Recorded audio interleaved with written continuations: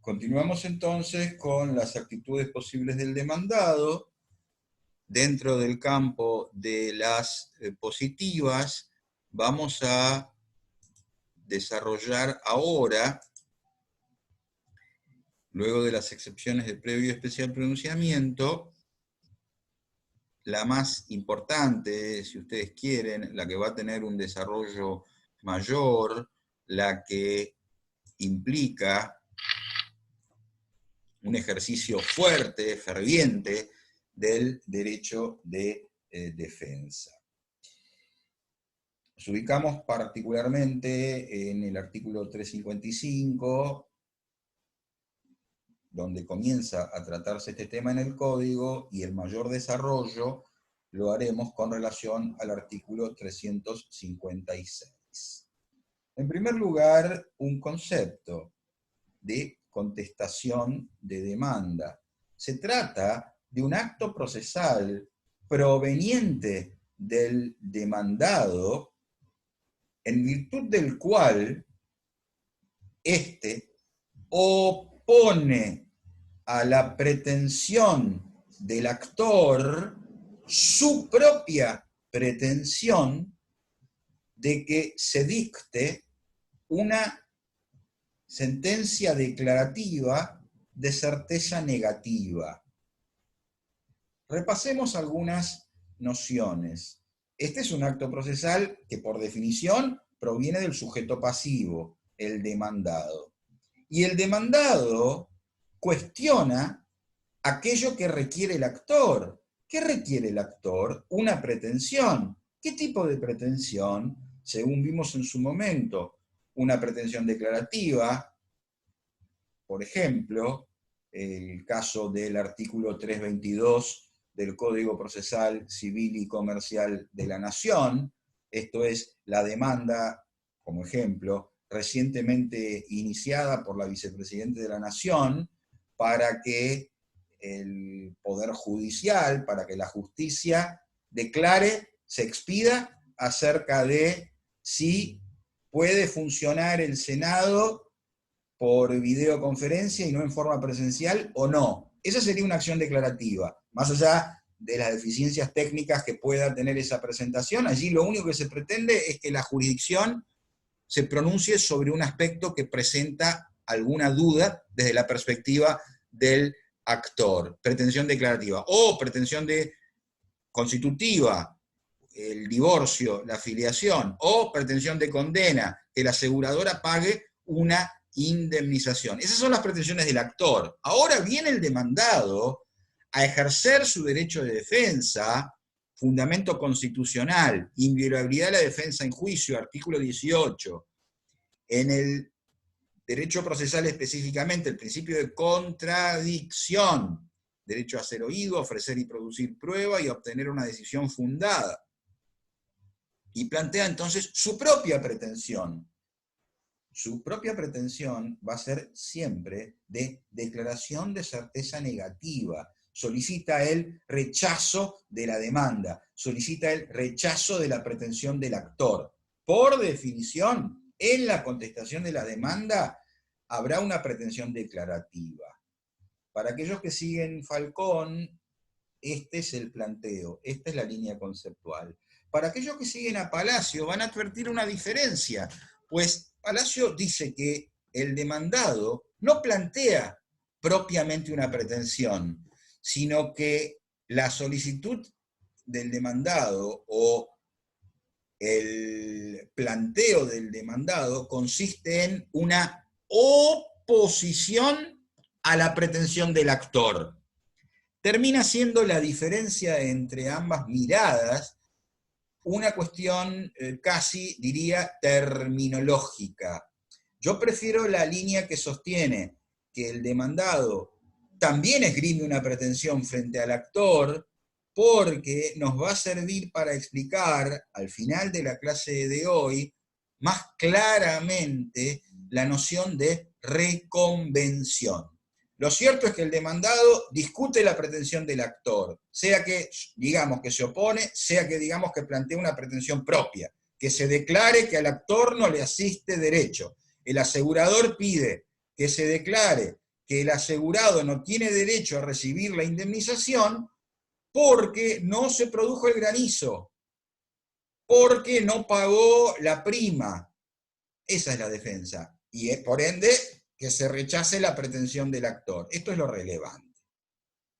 Muy bien. Como ya fuimos anticipando antes de hoy, el demandado tendrá un plazo para cumplir esta carga procesal.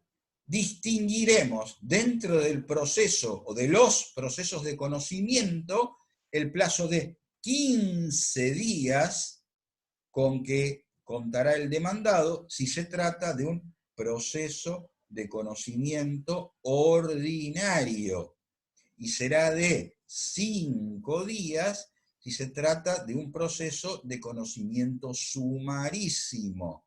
Si el demandado es el Estado, el plazo del proceso de conocimiento ordinario se amplía a 60 días. Y si es sumarísimo y el demandado es el Estado, ¿se amplía? No, tiene el mismo plazo. Bien, vamos ahora a los requisitos, a los recaudos de la contestación de la demanda. Aquí tenemos que anclar el análisis particularmente en el importantísimo artículo 356 de nuestro Código Procesal, que nos brinda la guía de trabajo. En primer lugar, de la mano del inciso segundo, diremos que el acto procesal, contestación de demanda, requiere el cumplimiento de la gran mayoría de los requisitos extrínsecos o formales que hemos estudiado respecto de la demanda. Entre otros, la contestación de la demanda se produce oralmente, se produce conforme la oralidad actuada o se produce conforme la escritura. La contestación de la demanda es escrita en idioma nacional, de manera expresa, con signos inequívocos, con un escrito que irá encabezado con un sumario, es decir, con un título.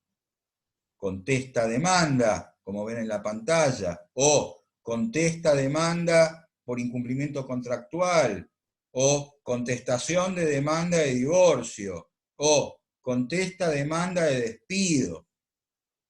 Luego, va dirigida ¿a quién? Al juez de primera instancia, como ven allí, señor juez federal, por ejemplo, señor juez de trabajo, salvo que se trate de competencia originaria de la Corte Suprema de Justicia de la Nación, en cuyo 117 de la Constitución Nacional, en cuyo caso diría Excelentísima Corte Suprema de Justicia de la Nación. Luego viene un párrafo que llamamos encabezamiento, y habrá que cumplir allí los mismos recaudos que vimos para la demanda. ¿Encabeza quién? Según actúe por derecho propio o actúa a través de un representante.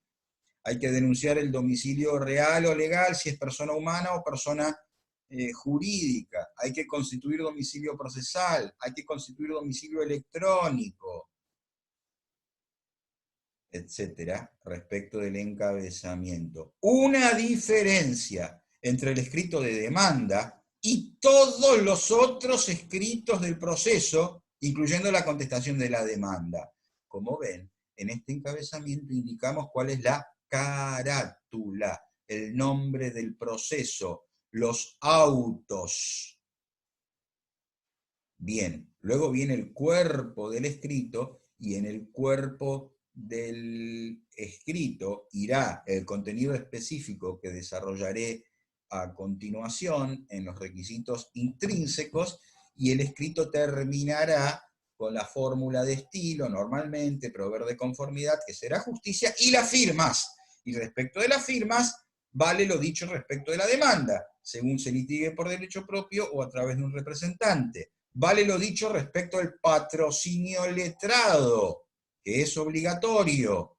Vale lo dicho respecto de las copias, 120 del Código Procesal, respecto de los documentos en idioma extranjero, 123 del Código Procesal, respecto del ofrecimiento de prueba, 333. Esto es, así como en la demanda, a la contestación de la demanda habrá que acompañar los documentos que se encuentren en poder de la parte y habrá que ofrecer los restantes medios de prueba.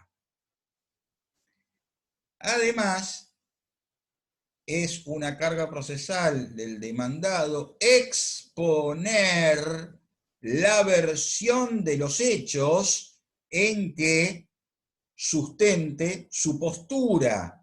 Esto es, tendrá que cumplir con el 330, inciso cuarto, tendrá que cumplir con el 330, inciso quinto respecto del derecho, tendrá que cumplir con el 330, inciso sexto respecto al petitorio, y también tendrá que cumplir con el 330, inciso tercero, respecto de su pretensión, esa que he identificado con anterioridad.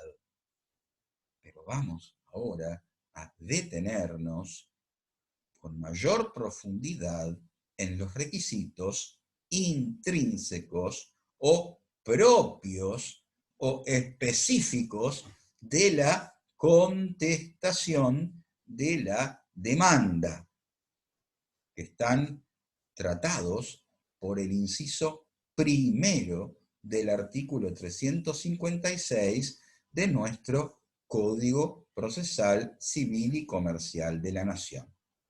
La contestación de la demanda es la oportunidad propia, propicia, específica, para que la parte demandada manifieste, esto es, se expida, esto es, se pronuncie acerca de tres grandes temas, de tres grandes capítulos o contenidos de la demanda.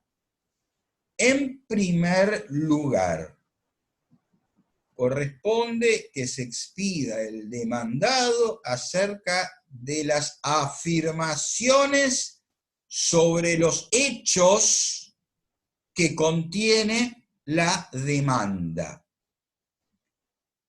Se trata del momento en que el demandado tiene que decir si los hechos relatados en la demanda son verdaderos o son falsos.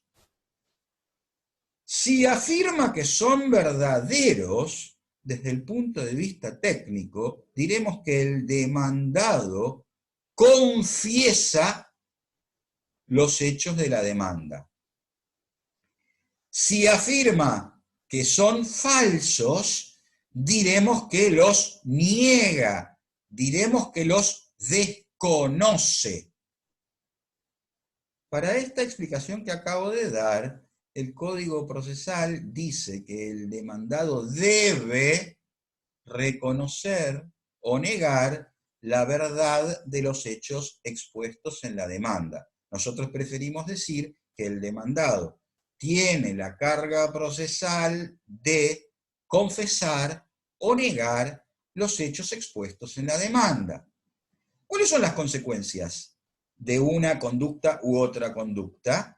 Si el demandado confiesa un hecho relatado en la demanda, ello determina que el juez lo tenga por verdadero.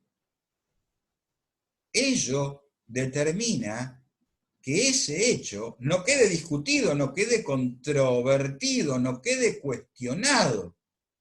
El juez lo tomará por cierto, por ende, no será necesario producir pruebas al respecto. Ello está sustentado o aconsejado por el principio de economía procesal. ¿Para qué vamos a producir pruebas sobre un hecho en el que actor y demandado se encuentran contestes, se encuentran de acuerdo? El juez no se apartará de ese hecho. Habrá una confesión expresa. En cambio, si el demandado quiere discutir la verdad de ese hecho, corresponde que lo niegue. Y una vez que lo niega, si lo hace debidamente, ese hecho quedará, ese hecho afirmado en la demanda, quedará, como veremos en clases próximas, controvertido por el demandado. Será un hecho que encuadra en la categoría de controvertidos y ello traerá como consecuencia que requiera ser acreditado, que requiera ser probado. Tarea que, en principio, recaerá sobre los hombros del actor que lo afirmó. De manera tal que es muy importante que el demandado cumpla debidamente esta carga. Y si quiere negar, esa negativa no debe ser formulada de cualquier manera. Requiere el cumplimiento de determinados requisitos. Para que la negativa produzca el efecto buscado, y voy a abundar en los adjetivos, debe ser categórica, específica, especial, puntual, expresa, explícita, detallada. Debe tomar una por una las afirmaciones del actor y discutirlas, controvertirlas, negarlas. Debe tomar hecho por hecho, debe tomar oración por oración, una por una, y discutirla. Niego que el accidente de tránsito haya ocurrido el 13 de febrero de 2020. El accidente de tránsito invocado en la demanda. Niego haber estado con mi vehículo en la avenida Santa Fe, esquina Callao, el día invocado en la demanda. Niego ser titular del rodado tal. Niego que el vehículo de la actora haya sufrido daños. Es decir, hay que tomar uno por uno los hechos afirmados en la demanda si pretendo cuestionar. ¿Por qué? Porque la propia norma me indica, me describe tres situaciones patológicas. La norma dice que la negativa meramente general, o bien el silencio, o bien la respuesta omisiva, traerá como consecuencia que el juez dice podrá tener por cierta la versión de los hechos de la demanda. Me detengo. ¿Qué quiere decir negativa general? Quiere decir, como se suele ver en los escritos judiciales, que al comienzo de este capítulo, que solemos llamar negativas, se indique, niego todos y cada uno de los hechos expuestos en la demanda. Punto. Esa es una negativa general. 2. El silencio. Cuando el demandado, en la contestación de la demanda, sobre una o más de una afirmación del actor, no se expide. No dice ni que sí ni que no, ni dice nada. Eso es una actitud omisiva por silencio. Y 3, ¿qué es la respuesta evasiva? Cuando el demandado en la contestación de la demanda trata el punto, pero da rodeos, una respuesta vaga, una respuesta ambigua. Esas tres situaciones conducen, y las he denominado como situaciones patológicas, a que el juez, repito, podrá tener por ciertos los hechos de la demanda. No es que el juez esté forzado a tener por cierta la versión de la demanda, sino que evaluará al momento de dictar sentencia el relato de la demanda, la postura del demandado, las pruebas producidas, y podrá concluir que los hechos relatados por el actor se tienen por acreditados o podrá concluir lo contrario. Muy bien, recuerden que yo había sostenido que hay tres grandes temas de la demanda que corresponde tratar en la contestación de la demanda. Hasta ahora, desde el punto de vista de los requisitos intrínsecos. Hasta ahora traté sobre los hechos. En segundo lugar, los documentos. Esto es la prueba documental que el demandado haya acompañado a la demanda. Cuando le toca jugar al demandado en la contestación de la demanda, corresponde que se expida acerca de la autenticidad de las firmas que se le atribuyeren. Por ejemplo, el actor acompaña a la demanda un boleto de compraventa, esto es, un contrato de compraventa respecto de un inmueble, sosteniendo que el demandado firmó ese contrato de compraventa. El demandado tendrá que expedirse, ¿qué dice el código? Reconocer o negar la autenticidad de la firma. Nosotros diremos, tendrá que decir si esa firma le pertenece o no le pertenece. Tendrá que admitir la autenticidad de la firma o tendrá que negar la autenticidad de la firma. Esa tarea debe ser, igual que respecto de los hechos, muy concreta. Afirmar que le pertenece la firma, la admite, confiesa que es verdadera esa firma. Pero si quiere sostener que no le pertenece, tendrá que desconocerla, tendrá que negarla, y esa negativa deberá estar revestida de las mismas características que mencioné antes con relación a los hechos, ser puntual, categórica, específica. Si el actor acompañara 10 documentos a la demanda, el demandado tendrá que analizarlos uno por uno y expedirse separadamente y de manera concreta respecto de cada uno de ellos. ¿Y cuáles serían las consecuencias de no cumplir categóricamente con esta carga? ¿Qué ocurre frente a la negativa general, frente al silencio o frente a la omisión de respuesta? La consecuencia es igual que respecto de los hechos. Hay que marcar una diferencia, porque aquí no hay matices, como los hay respecto de los hechos. Aquí el código, frente a la situación patológica, dispone que el juez tendrá por auténtica la firma.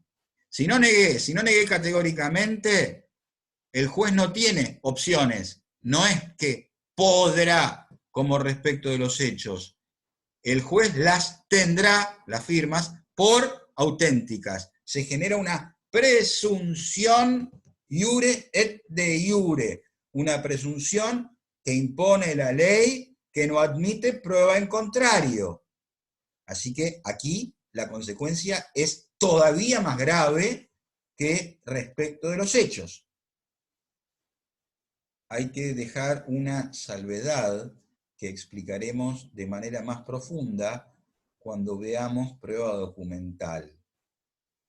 Todo lo dicho es válido claramente respecto a los instrumentos privados. En cambio, si se tratara un instrumento público, la carga procesal que sirve para cuestionar la autenticidad de un instrumento público requiere la negativa, que ya traté respecto a los instrumentos privados, pero luego, según el artículo 395, la promoción de un incidente de redargución de falsedad. Hemos tratado los hechos, hemos tratado los documentos, y el código trata en tercer lugar, de manera separada a la prueba documental, una especie de documentos que son las cartas y telegramas. Respecto de las cartas y telegramas acompañadas por el actor a la demanda, el demandado tiene la carga procesal en la contestación de la demanda de expedirse. El código dice reconocer o negar que si recibió las cartas y telegramas que el actor dice que le remitió o si no los recibió. Expedirse entonces acerca de la recepción de esa correspondencia epistolar. Y vale lo dicho respecto de los documentos. Tiene que expedirse de manera concreta y categórica acerca de si los recibió o no los recibió cada uno de ellos. Y si dice que no los recibió, esa respuesta debe ser categórica, específica y puntual. Y si no cumple debidamente con la carga, porque hace una negativa general, se mantiene en silencio, o da una respuesta omisiva, esto es evasiva o ambigua, el código dice, el juez los tendrá por reconocidos a esos documentos. Específicamente, esos cartas o telegramas, los tendrá, perdón, por recibidos, no por reconocidos. Si no me expedí, el juez considera que recibí esa carta, que recibí ese telegrama. Hay también aquí una presunción legal que no admite prueba en contrario. Bien, ven en la pantalla una captura del inicio de una contestación de la demanda que tiene la suma o sumario, a quién va dirigido, el encabezamiento, el capítulo de personería, porque el abogado actúa como letrado apoderado, el capítulo del objeto, con el planteo de la pretensión declarativa, y el comienzo de un capítulo de negativas. Desde ya que profundizaremos sobre estos aspectos en las clases prácticas que aspiramos a poder desarrollar con ustedes de manera presencial. ¿Cuáles son los efectos de la contestación de la demanda?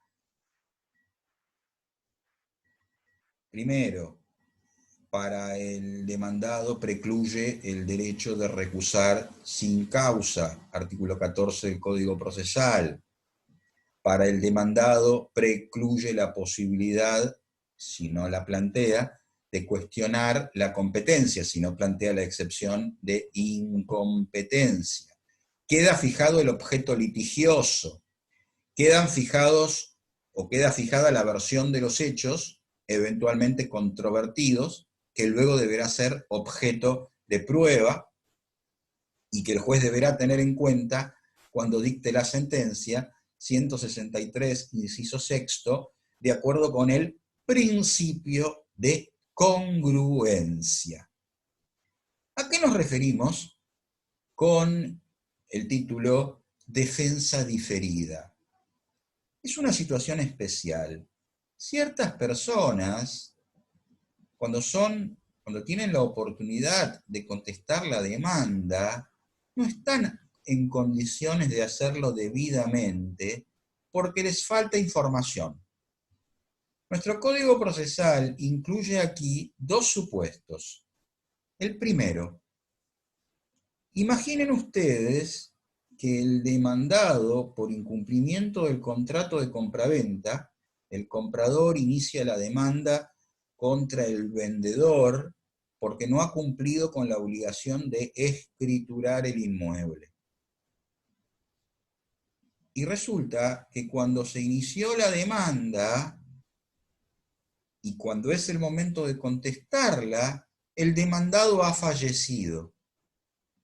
Tendrán que contestar la demanda sus herederos, los sucesores a título universal.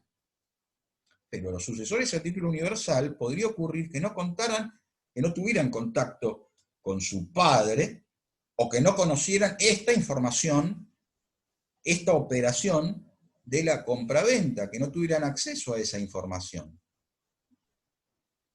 Opción 1, situación 1, la situación de los sucesores a título universal. Opción 2, ¿recuerdan ustedes que si el demandado no podía ser hallado en su domicilio, podíamos llegar a tener que notificarlo por edictos de la promoción de la demanda en su contra, 343, 145 del Código Procesal, ¿qué ocurría en ese caso? Se notificaba por edictos y, si como es lo más frecuente, no comparecía al proceso, entonces, ¿cuál era el apercibimiento? ¿La rebeldía? No. El apercibimiento es que se le designa al defensor público oficial. ¿Para qué? Para que lo represente. Y vendrá el defensor público oficial a contestar la demanda. Pero él tampoco conoce, menos que el sucesor universal, tiene la posibilidad de conocer los hechos, de conocer el boleto de compraventa, de conocer si hubo pago del precio o no hubo pago del precio. No conoce ningún detalle. A ambos, al sucesor universal y al defensor oficial, el Código Procesal les da la oportunidad de una defensa diferida, de una respuesta en expectativa. ¿Qué quiere decir? Quiere decir que va a tener la chance de expedirse sobre la demanda los hechos, los documentos y las cartas y telegramas una vez producida la prueba. Muy bien, vamos a abordar los dos últimos institutos dentro del campo de las actividades o actitudes posibles del demandado en el campo positivo. La reconvención. La reconvención, tratada en el artículo 357 del Código Procesal, es un instituto que es llamado normalmente, vulgarmente, contrademanda. Tomemos ahora el ejemplo del accidente de tránsito, de un proceso de daños que promueve un automovilista contra otro automovilista. ¿Cuál será la pretensión del actor en la demanda? Una pretensión de condena, a partir de la cual pide que se declare responsable al demandado, por ejemplo, por haber violado la luz roja del semáforo y haberle provocado daños, y por ende que se lo condene a pagar una indemnización por los daños sufridos por su vehículo de 100.000 pesos. Si el demandado se limita a contestar la demanda, esto es, a plantear una pretensión declarativa de certeza negativa, ¿qué le va a solicitar al juez? Que declare la responsabilidad del actor, porque fue el actor el que cruzó con luz roja y provocó el accidente, y por ende que no le atribuya la responsabilidad al demandado, y por ende que no lo condene a pagar la indemnización de daños, que se limite a rechazar la demanda. Hasta allí sería la postura del demandado si solo contesta la demanda. Vamos a ver ahora que en la reconvención el demandado, a la pretensión declarativa de certeza negativa que se rechace la demanda, le agrega, le suma una pretensión positiva, una pretensión, en el ejemplo, de condena. El demandado va a pedir, primero, que se declare la responsabilidad del actor porque cruzó con luz roja. Segundo, que por ende no se condene al demandado a pagarle una indemnización al actor. Y acá agregamos. Y tercero, que dado que el demandado sufrió daños en su vehículo y sufrió lesiones en su cuerpo, en este mismo proceso se condene al actor a pagarle al demandado una indemnización de daños y perjuicios. He aquí un caso de reconvención. que llamaremos conexa, la única que acepta nuestro código procesal, porque los dos planteos se refieren a la misma relación jurídica, al mismo hecho ilícito. Por lo tanto, les doy un concepto luego de presentado el ejemplo.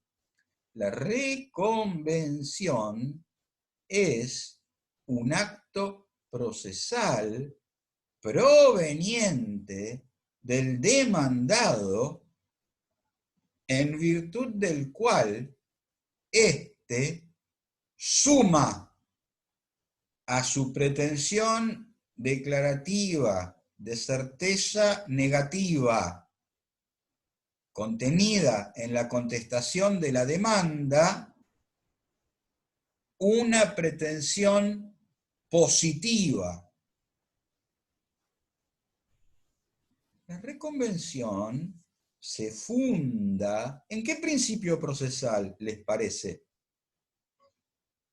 En el principio de economía procesal, porque se le da la chance al demandado de aprovechar el proceso iniciado por el actor para que, sin necesidad de tener que promover otro proceso, un proceso distinto, un proceso diferente, debido a la conexidad, discutamos en este mismo las dos pretensiones positivas, la del actor y la del demandado. Hay una clara conexidad. Vamos a tratar de evitar que tengan que tramitar dos procesos diferentes.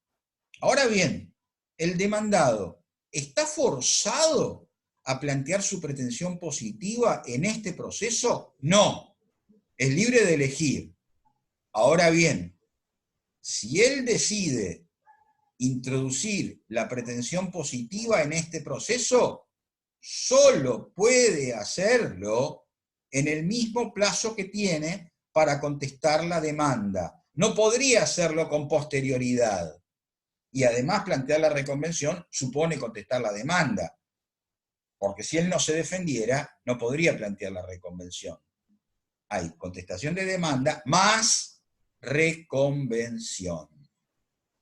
Para que nos podamos entender y emplear la terminología adecuada, diremos que en mi ejemplo, el demandado será demandado guión reconviniente, el automovilista 2, el que sufrió las lesiones, y el actor será actor guión reconvenido. Desde el punto de vista del procedimiento, cuando el demandado plantea la reconvención, cumplirá los requisitos de la demanda, el juez ordenará que se corra el traslado de la reconvención por el mismo plazo de 15 días, porque solo procede en el proceso de conocimiento ordinario al actor, el actor contestará la reconvención y luego seguiremos adelante en el proceso, en el desarrollo que veremos en la clase que viene, en el artículo 359.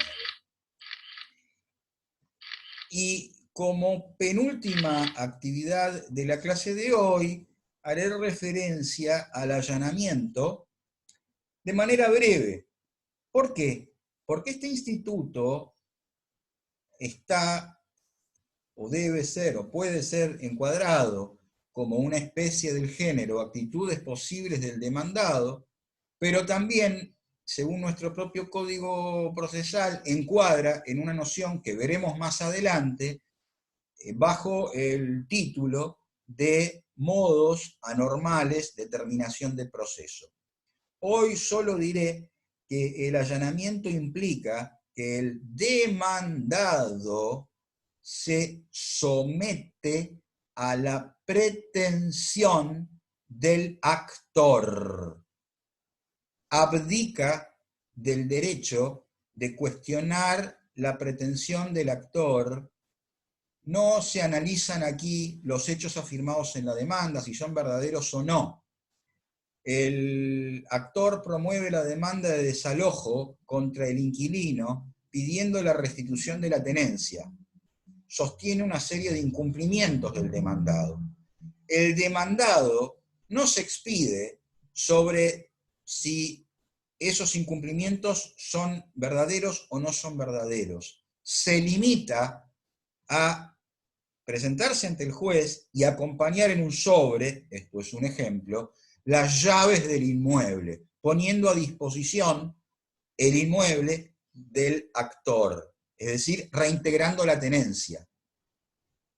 Acata la pretensión. ¿Y por qué podría hacerlo? Por ejemplo, porque si el allanamiento es real, total, oportuno e incondicionado, quedará eximido de las costas del juicio.